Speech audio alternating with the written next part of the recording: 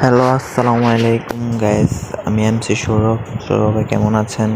আশা করি সবাই ভালো আছেন, আর আমিও ভালো আছি।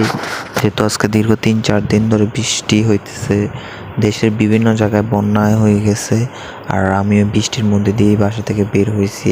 এখন সকাল বাজতে যাচ্ছে আপনার 10টা।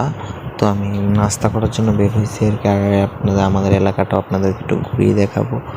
সো দেখতে দেখতে আমি রাস্তায় চলে আসলাম, আর রাস্তায় আসার পর বৃষ্টিটা আরও বাড়ছে, আর আমি যাচ্ছি আমাদের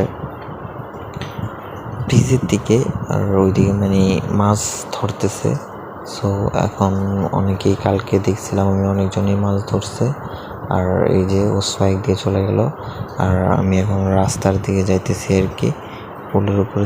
সবাই চলেন, আমরাও গিয়ে আমার সাথে চলেন, আমরা গিয়ে দেখি এখানে কী হচ্ছে। আর বৃষ্টি বাতাসের কথা